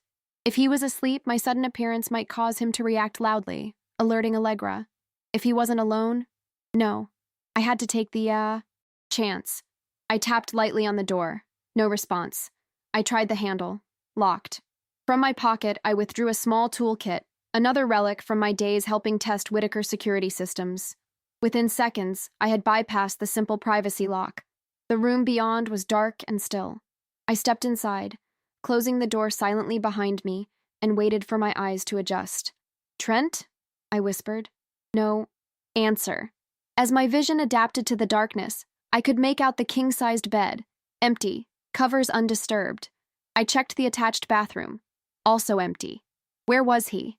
A subtle noise from the closet caught my attention, a faint electronic hum that seemed out of place. I approached cautiously, easing the sliding door open. Inside the walk-in closet, partially concealed behind hanging clothes, was a small security monitor. On the screen, a video feed showed a room I didn't recognize. Windowless, sparsely furnished. And sitting on the edge of a bed, head in his hands, was Trent. My blood ran cold as realization dawned. He wasn't just isolated. He was imprisoned. I stared at the security monitor in disbelief. The room holding Trent appeared to be the lake house's panic room, a secure space built into the mountainside behind the property, accessible through a concealed entrance in the wine cellar. Designed as a refuge from potential threats, it had now become a prison. The irony was bitter. Trent had installed the panic room after a series of tech executive kidnappings 3 years ago, concerned for his family's safety. Now his wife was using it against him. I needed to find the cellar. Entrance immediately, but first, I had to understand what I was dealing with. The monitor showed multiple camera angles of the panic room, along with a security panel indicating active locks. Beside it sat Allegra's tablet, likely controlling the system. I examined the tablet, careful not to trigger any alarms. It was locked, but the security app was running in the background, visible on the screen. According to the display, the panic room had been sealed for 18 hours, since shortly after they arrived yesterday. Trent showed no signs of physical harm, but his posture conveyed defeat. This wasn't a man being held at gunpoint. This was a man who had learned a devastating truth and been contained while he processed it. Had Allegra revealed her true identity, or was this simply a way to ensure he couldn't interfere with her plans before Tuesday? A notification appeared on the tablet. Sedative administered, 8 hours remaining. My stomach dropped. The panic room's environmental systems included air quality control, originally designed to filter out toxins in case of external threats. Allegra had repurposed it to keep Trent docile, likely through the ventilation system. This changed everything. I couldn't simply unlock the room and explain the situation to Trent. In his sedated state, he might not comprehend the danger, might even alert Allegra. I needed a new plan, one that didn't depend on Trent's active participation. I took photos of the security screen with my phone, documenting Trent's condition, then carefully exited the closet and bedroom. In the hallway, I paused outside Allegra's door. Light still shone beneath it, and I could hear the soft murmur of her voice. On a call, perhaps. The wine cellar. That was my next target. I made my way downstairs, avoiding the creaky step, and located the concealed door beside the kitchen that led to the cellar. It opened silently, revealing stone steps descending into the cool darkness below. Motion-sensing lights, activated as I entered, illuminating racks of expensive wine lining the walls. At the far end of the cellar stood what appeared to be a solid stone wall, the concealed entrance to the panic room. I examined it carefully, recalling the specifications from when it was installed. The access panel would be hidden behind one of the wine racks. I found it on the third rack, a small digital keypad, disguised as a climate control panel. The standard entry code wouldn't work here. The panic room had a separate security protocol, and attempting incorrect codes would trigger an alert. I stepped back, considering options. Forcing entry was impossible. The room was designed to withstand sustained assault. Electronic override would require Allegra's credentials or direct access to the main security system, or Trent's master credentials, which Daphne had provided. I withdrew the flash drive from my purse and connected it to my phone using an adapter. The drive contained every authentication key Trent used, including, potentially, the panic room override. The file structure was meticulously organized. Daphne's work, undoubtedly. I located the folder marked Lake House Security and found a document with panic room protocols. Within it was a master override code, designed for emergency services use if the occupants became incapacitated. I entered the 16-digit code carefully. The panel blinked, processing, then flashed green. A nearly inaudible click came from the wall as the magnetic locks disengaged. But I didn't open it. Not yet. Freeing Trent in his sedated state could jeopardize everything. Allegra would simply restrain him again, this time more carefully, and she would know someone had interfered. Instead, I needed evidence of her entire plan, enough to convince the board regardless of Trent's condition, and I needed a way to neutralize her ability to trigger her false SEC investigation, which meant I needed access to her laptop. I returned upstairs, moving silently. Through the darkened house. The light beneath Allegra's door had gone out. I waited in the shadows of the great room, counting minutes, ensuring she was asleep before making my next move. After 30 agonizing minutes, I crept back upstairs and positioned myself outside her door. No sound came from within. I tried the handle, locked as expected. This lock was more sophisticated than the bedroom. Privacy lock, likely added by Allegra herself. I studied it, weighing risks. Attempting to pick it might trigger an alert on her phone. Breaking in would wake her. Neither was viable. I needed another approach. I retreated to Trent's room, searching for inspiration. His clothes still hung in the closet, his personal items arranged on the dresser, maintaining appearances despite his imprisonment. Below. Among those items was his key ring, and on that ring, a master key for all interior doors. I took the keys and returned to Allegra's door. The master slid in perfectly, and the lock turned without resistance. I eased the door open just enough to peer inside. Allegra lay sleeping, her breathing deep and regular. On the nightstand beside her, her phone sat charging, and on the desk across the room, her laptop. I slipped inside, every sense heightened. The carpet muffled my footsteps as I crossed to the desk. The laptop was closed but not powered off. The subtle indicator light showed it in sleep mode. I opened it carefully, and the screen illuminated, showing a lock screen requiring a password. I withdrew a small device from my pocket, another tool from Marcus, designed to bypass common mice security measures by exploiting firmware vulnerabilities. I connected it to the laptop's USB port and waited as it worked through encryption protocols. 2 minutes later, the screen unlocked, revealing Allegra's desktop. Working quickly, I located her private files. The organization was methodical, clinical, folders labeled by strategy phase and contingency plans. I found the documents from her. Meeting with Blackwood. Detailed protocols for transferring Whitaker Tech's assets offshore after Tuesday's board meeting. But it was another folder that caught my attention. Contingency, SEC.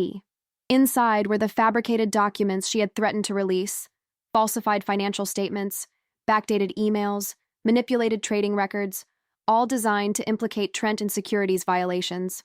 I connected the encrypted drive Marcus had given me and began copying everything. As the files transferred, I continued exploring the laptop, looking for anything that might explain the depth of Allegra's vendetta against Trent. In a password-protected folder labeled simply Meridian, I found it. Emails between Trent and Meridian's board from 5 years ago, when the company was imploding. In them, Trent acknowledged that accelerated testing protocols he had pushed for had potentially compromised research data, the very issue that later became the center of the fraud allegations against Elise Carrington. He had known, not that fraud had occurred, but that his demands for faster results had created conditions where errors were inevitable. Yet publicly, he had placed all blame on Elise, the CFO, saving himself and Whitaker Tech from the worst of the fallout. It wasn't a smoking gun, but it revealed a moral compromise, one that had destroyed Elise's life while preserving Trent's empire. The kind of compromise I had walked away from Whitaker Tech to avoid. The file transfer completed. I disconnected the drive and carefully returned the laptop to its exact position. As I turned to leave, Allegra shifted in her sleep, murmuring something inaudible. I froze, hardly daring to breathe. She settled back into deep sleep, and I exhaled silently. I slipped out of the room, locking the door behind me, and returned Trent's keys to his dresser. With the evidence secured, I made my way back to the wine cellar. Now I could address Trent's imprisonment, not by freeing him, which would alert Allegra, but by ensuring he would be found.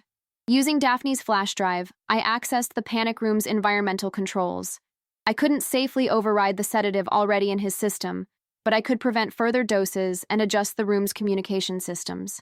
The panic room had an emergency satellite connection, disabled by Allegra, but accessible through Trent's master credentials.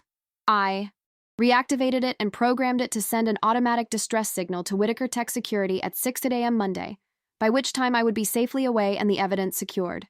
I took one last look at Trent through the monitor. Even sedated, even betrayed, there was something resilient about him. He had built an empire through brilliance and determination. He would survive this, though not unchanged. As I prepared to leave, a notification appeared on the security panel. Perimeter alert. East boundary. Someone was approaching the property from the same direction I had come. I quickly closed the cellar door and moved to the great room windows, peering out into the darkness. Flashlight beams cut through the trees at the property's edge. At least 2 people moving with purpose toward the house. Security personnel? Police? Or something more concerning? I had no time to speculate. I needed to leave before they reached the house. I moved swiftly back to the boathouse entrance, resetting security panels as I went to hide evidence of my presence. As I slipped outside, the voices of the approaching figures became audible. Men speaking in low, urgent tones. I caught fragments. Confirmed location. Both targets. No witnesses. This wasn't security or law enforcement. These were professionals of another kind entirely. I retreated into the shadows of the boathouse, processing this new threat. Who had sent them? Allegra? Unlikely. She needed Trent alive for the board meeting. Someone else with an interest in Whitaker Tech? A rival taking advantage of the company's, vulnerable moment? Whoever they were, their presence changed everything. I couldn't simply leave, not with Trent incapacitated, and Allegra potentially unaware of the new threat. I had the evidence I needed. The rational move was to escape while I could, and contact authorities from a safe distance. But rationality warred with a deeper imperative. I couldn't abandon Trent to whatever was approaching. Despite everything, despite his flaws and compromises, I couldn't leave him defenseless. The satellite phone Julian had given me was in my pocket. One call could bring help, but not quickly enough. The intruders were nearly at the house now, their flashlights extinguished as they moved with practiced stealth across the open ground. I counted 3 figures, each carrying what appeared to be tactical gear. I had seconds to decide: run and save the evidence that could save the company, or stay and attempt to warn Allegra, the very woman I had come to expose, about a threat that endangered them both. The decision made itself. I couldn't leave them to face this unknown threat alone, regardless of what Allegra had done. I moved silently back toward the house, staying in shadows, the satellite phone in one hand and Trent's master key in the other. Time to wake the sleeping predator in her den. I reached Allegra's door, heart pounding against my ribs. The intruders would be inside within minutes. I inserted Trent's master key and slipped into her room, moving directly to her bedside. "Allegra," I whispered urgently, keeping my distance. "Wake up. We have a problem." She came awake instantly. with the alertness of someone accustomed to crisis. Her hand darted beneath her pillow. Reaching for a weapon, I realized with alarm, before her eyes focused on me. Pierce? Confusion flashed across her face, quickly replaced by cold fury. How did you get in here? There's no time. I cut her off. Armed intruders on the property. 3 men, approaching from the east perimeter. They're not police, and they mentioned targets and no witnesses. She assessed me with clinical precision, searching for deception. Finding none, she reached for her phone. If this is some elaborate distraction, a crash from downstairs interrupted her. The sound of breaking glass followed by the soft thud of tactical boots on hardwood. Allegra's expression hardened as she processed the reality of the threat. Bedroom safe, behind the painting, she directed, suddenly businesslike. Code 7339. I moved to the abstract landscape on the wall and swung it aside, revealing a digital safe. As I entered the code, Allegra slipped into a robe and moved to her laptop, typing rapidly. What are you doing? I whispered. We need to call for help. Cell service is being jammed, she replied without looking up. Standard tactic. I'm activating the house's secondary security protocols. She glanced at me as I opened the safe. The gun. Bring it. Inside the safe was a sleek handgun, a passport in the name of Elise Carrington, and several USB drives. I took the gun, checking that it was loaded. It was, and passed it to her. You know how to use this? She asked. Yes. My answer surprised her, but there was no time to explain that Trent had insisted all executives take tactical training after those kidnapping threats years ago. She nodded once, then retrieved something else from the laptop bag beside her desk, a small tablet similar to the one controlling Trent's panic room. The security system should have alerted us, I said, moving to the window to peer out cautiously. It was disabled remotely before they arrived, Allegra replied, her tone revealing professional respect for whoever had planned this. Sophisticated work. This isn't a random home invasion. Then who? Later. She cut me off, focusing on the tablet. Right now, we need to reach the panic room. Trent is there. So she wasn't going to pretend otherwise. Interesting. I know, I admitted. I saw the monitor in his closet.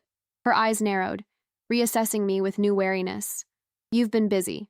How much do you know? Everything. Your real identity, the proxy takeover, the asset transfers planned for after Tuesday's board meeting, the fabricated SEC evidence against Trent. I held her gaze steadily. I know who you really are, Elise. Something flickered in her eyes. Not fear, but a strange relief, as if unburdened by the secret. And yet you're here warning me instead of running with your evidence. I didn't come here to let anyone die, I replied simply. Before she could respond, the floor creaked in the hallway outside. We both froze, eyes locked on the door. Allegra raised the gun, and I moved silently to position myself behind the door. The handle turned slowly. As the door began to open, Allegra fired a single shot into the wall opposite, a warning, not an attempt to hit anyone. The next one won't miss, she called out. We're armed and the police are on their way. A man's voice responded from the hallway. Ms. Carrington, or do you prefer Mrs. Whitaker now? We're not here to harm you. We simply need to secure certain files in your possession. Allegra's expression revealed nothing, but I saw her fingers tighten on the gun. Who sent you? Former colleagues concerned about their exposure. The voice remained calm, professional. The documents you took before disappearing 5 years ago? They want them back before you can use them as leverage. My mind raced to connect these new pieces. Allegra, Elise, had taken something when she fled after the Meridian. Scandal. Something valuable enough that someone would send armed men to retrieve it years later. If they wanted the files, why wait until now? Allegra called back, her eyes meeting mine in silent communication. She motioned toward the ensuite bathroom, where a second door led to the hallway, potentially allowing us to flank the intruders. Because until your splashy return as Allegra Monroe, no. One knew where to find Elise Carrington, the man replied. Your marriage to Whitaker made you visible, and your recent activities suggest you're finally preparing to use what you took. I moved silently toward the bathroom, understanding her strategy.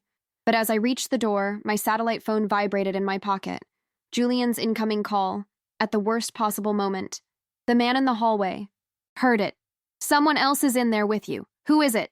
Allegra made an instant decision. She fired twice through the door, forcing the men to retreat, then grabbed her laptop and the USB drives from the safe. Panic room. Now. she commanded, moving toward me. Through the bathroom, down the back stairs to the cellar. We slipped into the bathroom and through the second door, emerging in the hallway beyond. Distant voices confirmed the intruders had fallen back to regroup, but they would quickly realize our escape route. We moved swiftly down the service stairs to the main floor, keeping low. The house's open design offered little cover, but the darkness provided some concealment as we made our way toward the cellar entrance. "Why does Trent know?" I whispered as we reached the kitchen. "About your identity? He figured it out yesterday," Allegra replied tersely. "One of his old board members from the Meridian days saw me at a distance, started asking questions. Trent confronted me, and I confirmed his suspicions. So you locked him in the panic room?" "I sedated him and secured him," she corrected, as if the distinction mattered, "until I could complete what I came to do." A floorboard creaked somewhere in the great room. We froze, pressing ourselves against the kitchen island. Footsteps moved methodically through the space, searching. Allegra pointed to the cellar door, just 10 feet away. We would be exposed crossing that open space, a risk we had to take. She raised 3 fingers, counting down silently. At 0, we moved in unison, crossing to the cellar. Door in seconds. I pulled it open as Allegra covered our retreat, gun trained on the darkness beyond. No shots came. We descended into the cellar, securing the door behind us. Allegra immediately moved to the concealed panic room entrance, entering a code on the hidden panel. "It won't work," I told her as the panel flashed red. I changed the protocols. Her head snapped toward me, eyes narrowing.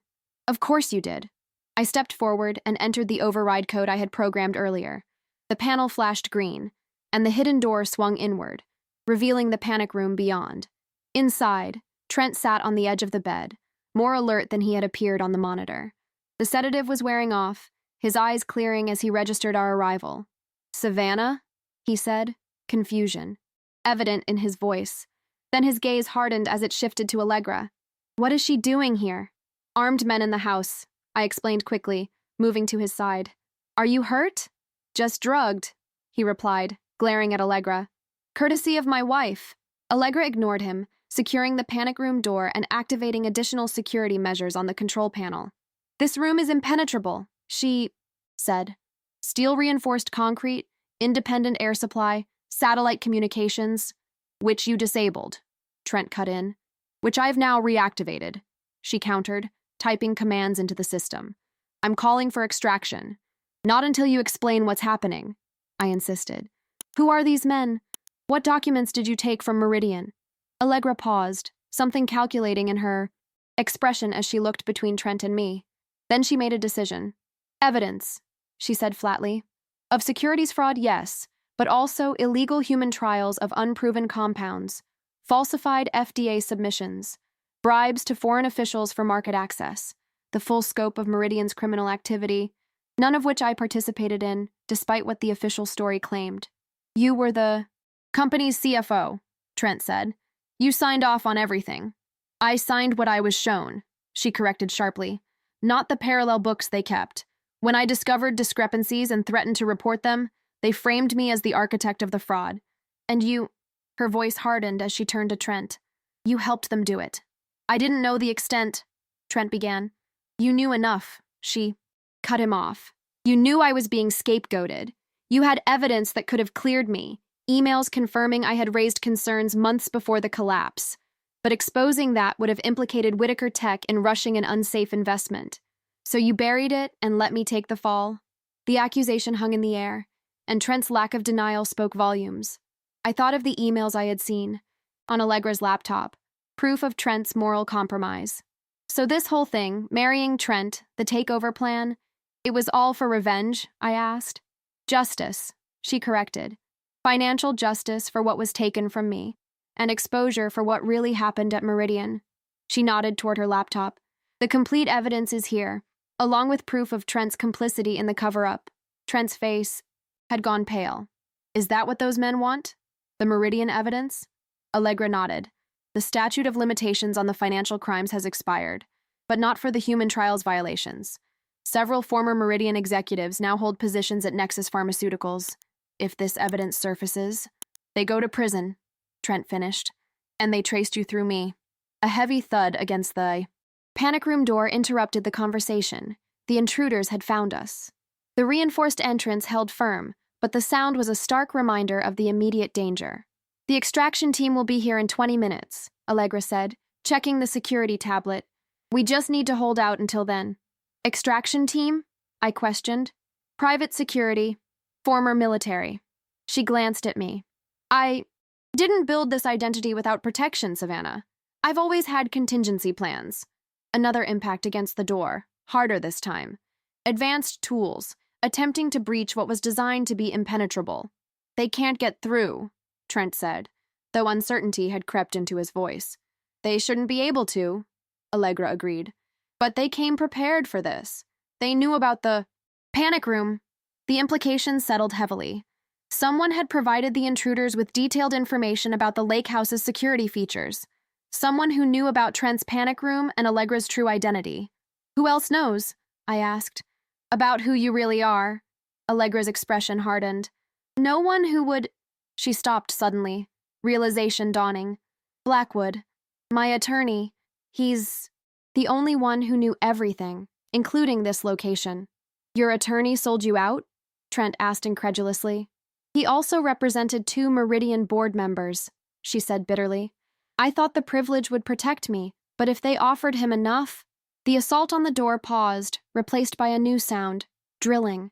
They were attempting to breach the room's infrastructure rather than the door itself. Where would they drill through? I asked Trent. Nowhere. The entire structure is reinforced.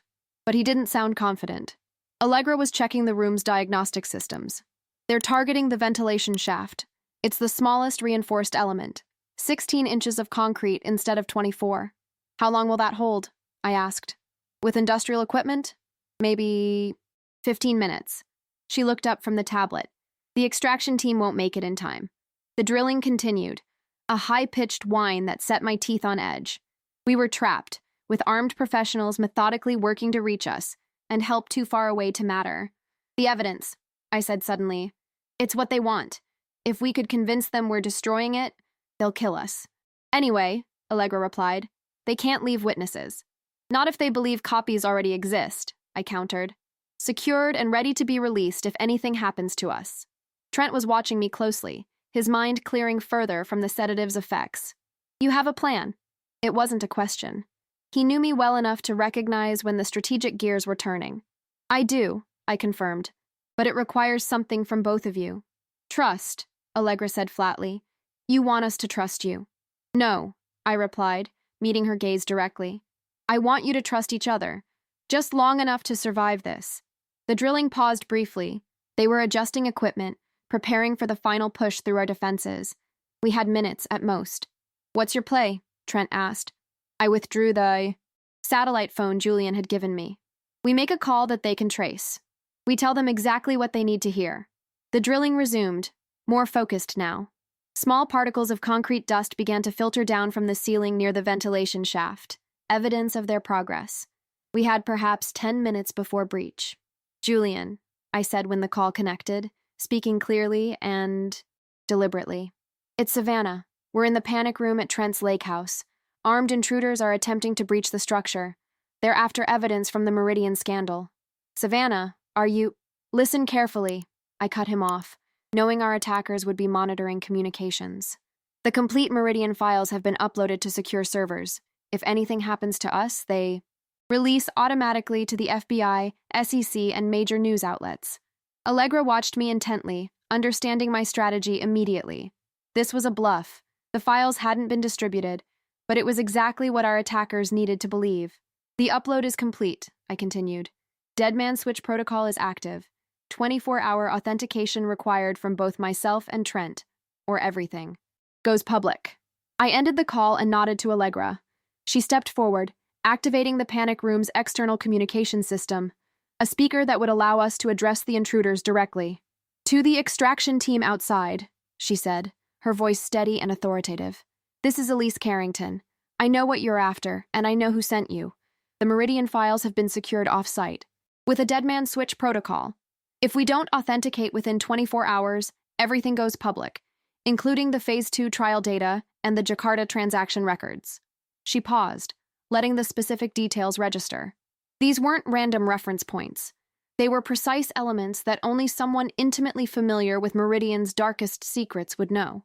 Your employers can verify the upload timestamps, she continued. The files are already beyond your reach. Your only rational option now is to withdraw and report that the objective cannot be achieved. The drilling stopped abruptly. Through the reinforced walls, we could hear muffled voices conferring urgently. Trent moved to stand beside me, his voice low. Will they believe it? They have to consider the possibility, I replied. The risk of exposure is too great if we're telling the truth. And if they call our bluff? I had no answer for that. We were gambling everything on their rational self-interest. The external speaker crackled. Ms. Carrington, came the controlled voice we had heard earlier. We require verification of your claim. Allegra didn't hesitate.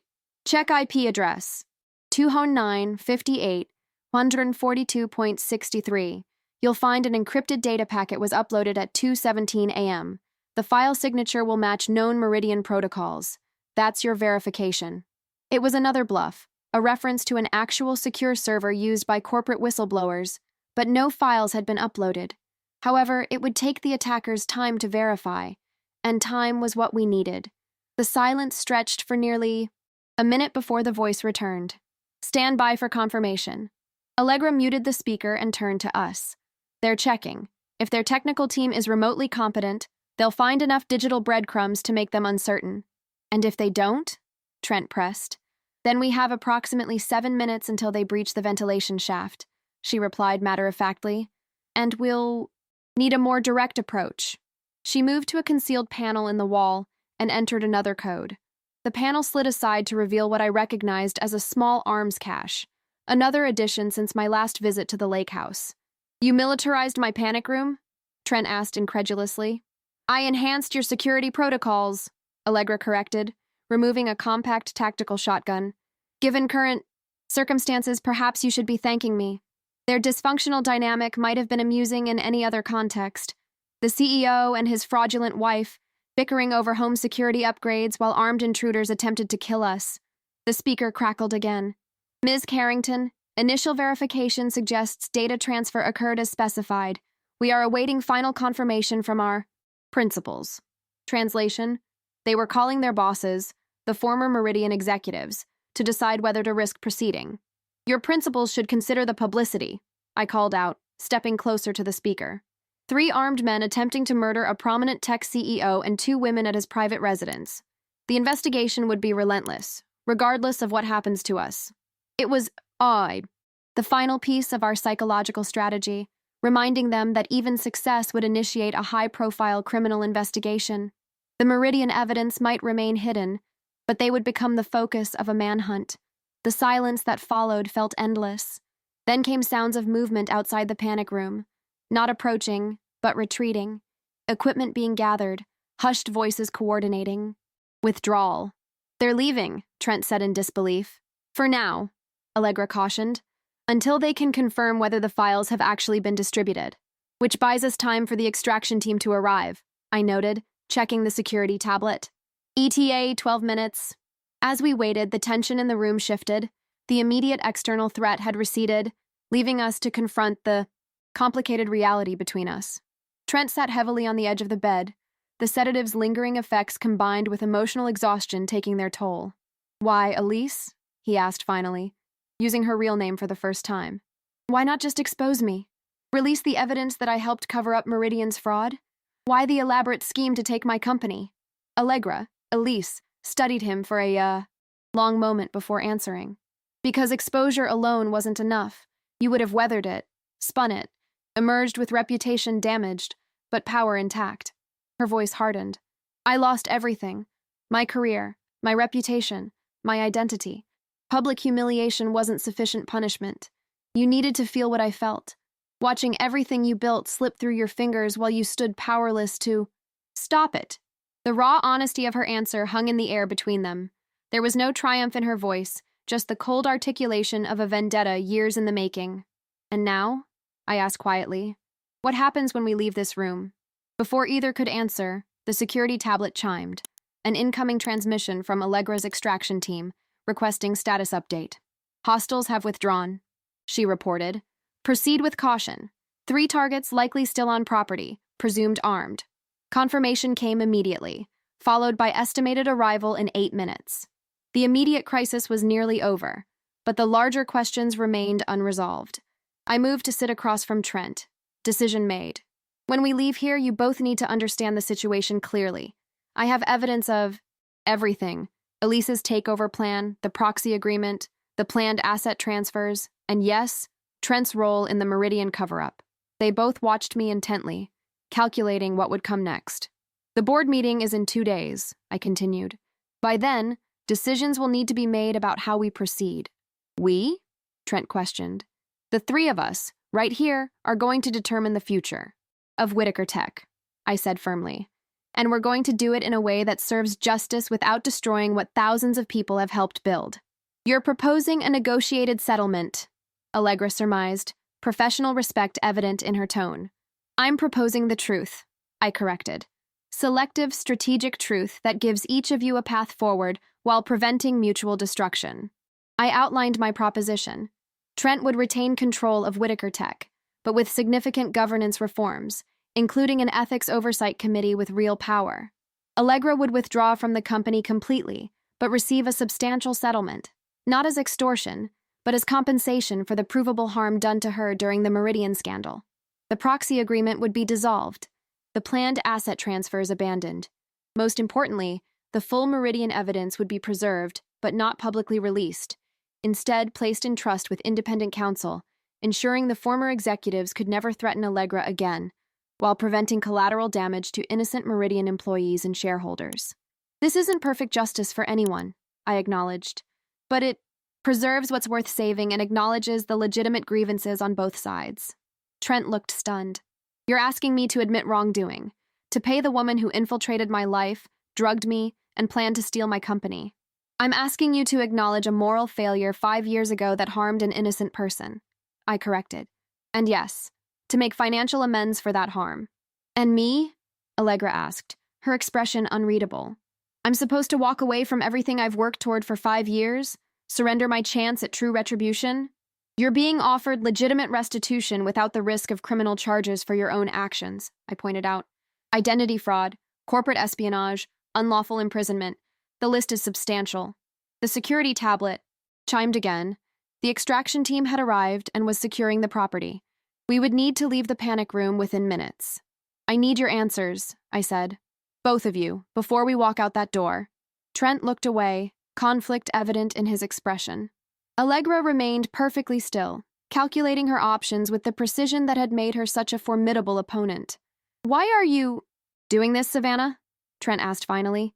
After everything, my failure with Meridian, pushing you away when you objected to the merger, refusing to listen when you tried to warn me about Allegra, why fight to save me now? I'm not fighting to save you, I said honestly. I'm fighting to save what Whitaker Tech represents to thousands of employees, partners, and communities who depend on it.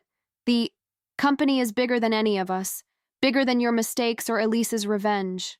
My answer seemed to reach him in a way nothing else had. He nodded slowly, the recognition of something beyond himself, finally penetrating the armor of ego he had built over years of success. I accept your terms, he said quietly. We both turned to Allegra. Her expression had softened almost imperceptibly. Not weakness, but a subtle reassessment. You're more than I expected, Savannah Pierce, she said finally. I researched you extensively before all this began. Your principles, your departure from Whitaker. I calculated you as a potential obstacle, but not as this. Is that a yes? I pressed. It's an acknowledgement that your proposal offers something I hadn't considered. She stood, straightening. Her posture. A form of justice that doesn't require destruction. I'll need to review the specific terms, but conceptually, yes, I accept. The panic room door unlocked with a heavy metallic clunk as the extraction team entered the security code from outside. The crisis that had forced us together was ending. What would follow would be complicated, requiring trust where none existed and cooperation between adversaries. But in that moment, as the door swung open, revealing armed security personnel instead of assassins, I felt something I hadn't experienced since walking away from Whitaker Tech 3 years ago. The satisfaction of finding an ethical path through an impossible situation. 2 days later, I stood at the entrance to Whitaker Tech's headquarters, watching the early Morning sun reflect off the glass facade. The board meeting would begin in 30 minutes, a meeting now repurposed from Allegra's planned takeover to a carefully orchestrated reset of the company's governance structure. Julian joined me on the plaza, coffee in hand. Ready for this?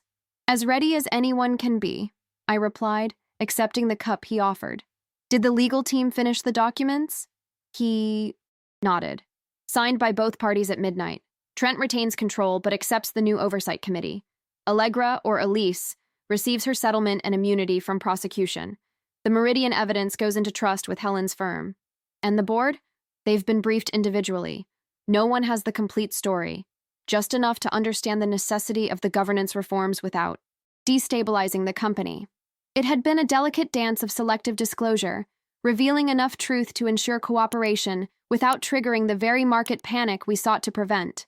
The past 48 hours had been a marathon of legal negotiations, private conversations, and strategic planning. Where is Elise now? I asked, using her real name deliberately. On a private flight to Chihuahuas. Undisclosed location, Julian replied. Part of the agreement. She disappears completely, with new identity documentation provided through legitimate channels this time. And the men who tried to kill us? No trace. Professional ghosts. He sipped his coffee. But with the Meridian evidence secured by multiple parties, they have no reason to pursue her further. The risk of exposure is too great. We entered the building together, passing through security with the familiar efficiency of returning executives. The board members were already gathering in the conference room, an atmosphere of nervous anticipation hanging over them. Trent stood at the head of the table, looking simultaneously exhausted and resolved. Our eyes met as I entered, and he nodded once, acknowledgement of what we had accomplished together, and perhaps something more. An apology, of sorts, for the years of misalignment between us. The meeting proceeded with surprising smoothness. Trent announced the governance reforms as his own initiative, a proactive strengthening of ethical oversight in response to evolving market conditions. The settlement with an unnamed former associate related to the Meridian matter was presented as responsible resolution of potential legal exposure. No mention was made of Allegra's true identity, her takeover attempt, or the events at the lake house. As far as the board and the public would ever know, Trent and Allegra had simply separated due to irreconcilable differences, a personal matter unrelated to company business. When the meeting concluded, most board members departed quickly, eager to return to their regular responsibilities, now that the anticipated conflict had been averted. Julian excused himself to handle press inquiries, leaving Trent and me alone in the conference room. So, he said after a moment, what now? Now you rebuild, I replied. Not just the company's governance, but its soul.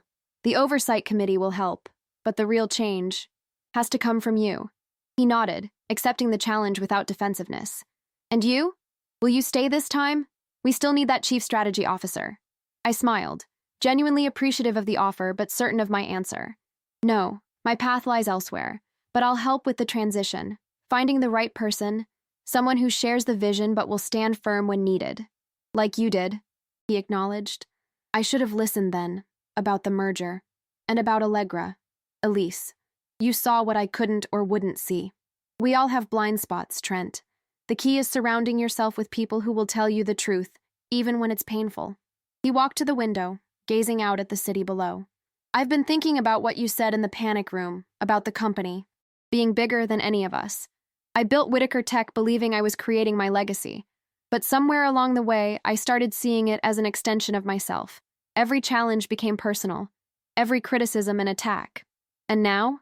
I asked, joining him at the window. Now I understand what you've always known.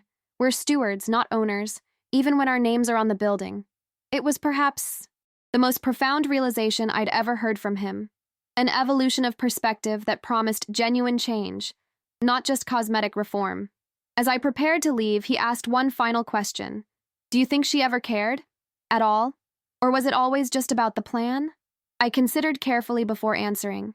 I think Elise Carrington is a woman who lost everything and rebuilt herself through sheer force of will.